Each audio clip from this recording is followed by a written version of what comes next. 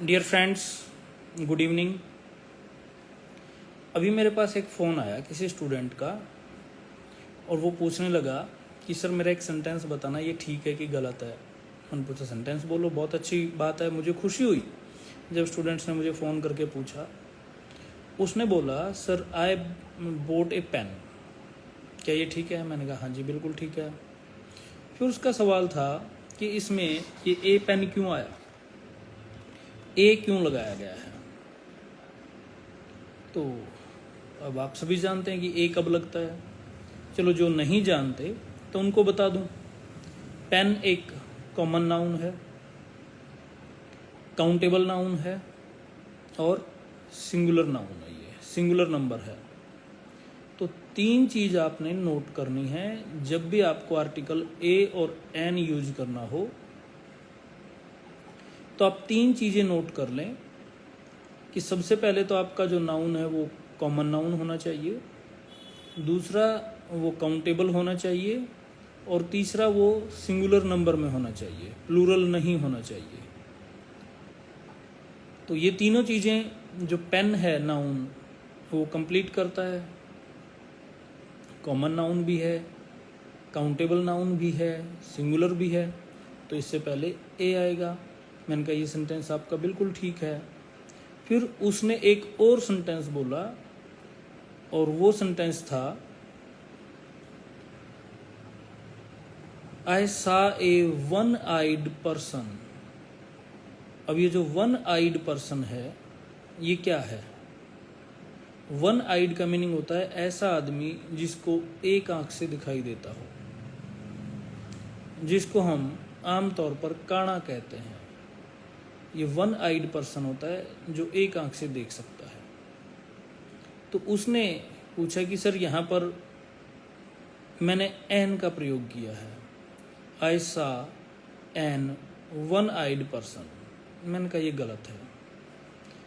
आपने सबसे पहले तो ये देखना है कि जो आर्टिकल एन लगाना है वो आपने यूज करना है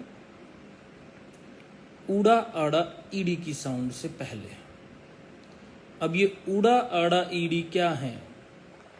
ये हैं आपकी वावल साउंड्स। जब आप कोई भी लैंग्वेज पढ़ते हैं, पंजाबी पढ़ते हैं, हिंदी पढ़ते हैं या इंग्लिश पढ़ते हैं, तो उसमें वावल साउंड्स होती हैं। वावल साउंड वो साउंड होती हैं जिनको बोलने के दौरान आपके मुंह से हवा बिना किसी रुकावट के निकलती है। जैसे आप हिंदी में ए आ ई उ ए आई ओ औ अंग ए ये यूज करते हैं। तो ये आपकी हिंदी में वावल साउंड्स हैं। पंजाबी में ऊड़ा आड़ा ईडी, ये तीन साउंड आपने देखनी है। जिस भी वर्ड को बोलने में अगर ऊड़ा आड़ा ईडी यूज हो रहे हैं तब आपने उससे पहले एन लगाना है।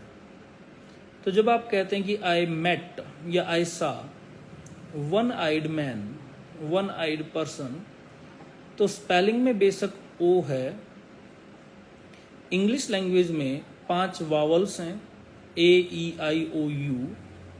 लेकिन जब आप आर्टिकल यूज करेंगे, आर्टिकल जब आप यूज करेंगे तब आपने ए ई आई ओ यू नहीं देखने, बल्कि इनसे बनने वाले वर्ड का जो पहला साउंड आएगा, पहली जो आवाज़ निकलेगी, वो आपने चेक करनी है। जैसे आई सा ए वन आइड पर्सन, क्योंकि जब आप ओ एन ई को बोलते हैं तब इसको ऑन नहीं बोलते, आप इसको वन बोलते हैं। और वन जो है, जो वह साउंड है, वो इंग्लिश में वावल साउंड नहीं है। इसी तरीके से एक और सेंटेंस उसने मुझे भेजा, my brother studies in an university. मैंने कहा गलत है, ये तो सरासर गलत है। क्यों?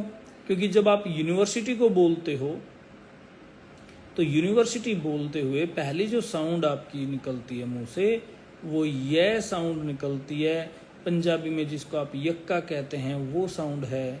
यक्का इंग्लिश में, या कह लीजिए ये साउंड इंग्लिश में वावल साउंड नहीं है। तो आपने ये देखना है कि स्पेलिंग में वावल लेटर होने से वावल साउंड नहीं बनती। जैसे आपने बोला आई बोट एन अम्ब्रेला, अब यहां पर अम्ब्रेला में भी यू आया है और यूनिवर्सिटी में भी स्पेलिंग में पहले यू आया है, लेकिन अम्ब्रेला जब आपने बोला तो उसकी जो फर्स्ट साउंड थी तो वो क्या है, अम्ब्रेला में जो आपका यू है वो आपको वावल साउंड दे रहा है, जबकि यूनिवर्सिटी में यू आपको वावल साउंड नहीं दे रहा। आप यूनिवर्सिटी को पंजाबी में लिख कर देखेंगे तो इसमें आपका यह साउंड आएगा, पंजाबी में यक्का बनेगा। एक और एग्जाम्पल है, माई फ्रेंड इज एमएलए। अब इस एमएलए में आपने ये देखना है कि एमएलए से पहले आपने ए आर्टिकल यूज करना है या एन आर्टिकल यूज करना है। जब हम आर्टिकल लगाने जाएंगे, लिखने जाएंगे, तो आप एमएलए को एक बार पंजाबी में लिख के देख लीजिएगा।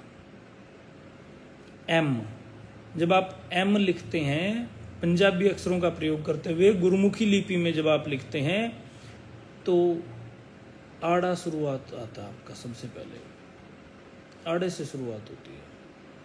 हिंदी में एडी से शुरुआत होती है और ये दोनों वावल साउंड्स हैं।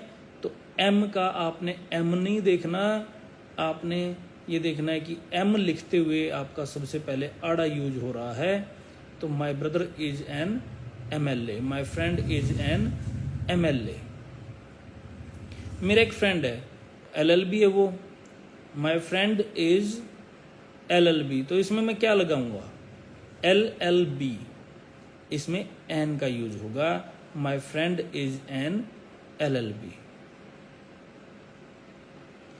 तो इसी तरह के और भी आपको बहुत सारे डाउट्स, बहुत सारी चीज़ें बेसिक से बेसिक आपको मैं मिलता रहूँगा यूट्यूब पर, इंस्टाग्राम पर, सोशल मीडिया के थ्रू। तो आप सुनते जाइए, समझते जाइए, कोई डाउट हो मुझे लिखकर भेजते जाइएगा। सदैव आपकी इंग्लिश की हेल्प करने के लिए मैं मौजूद रहूँगा। Thank you for watching me live. Happy learning.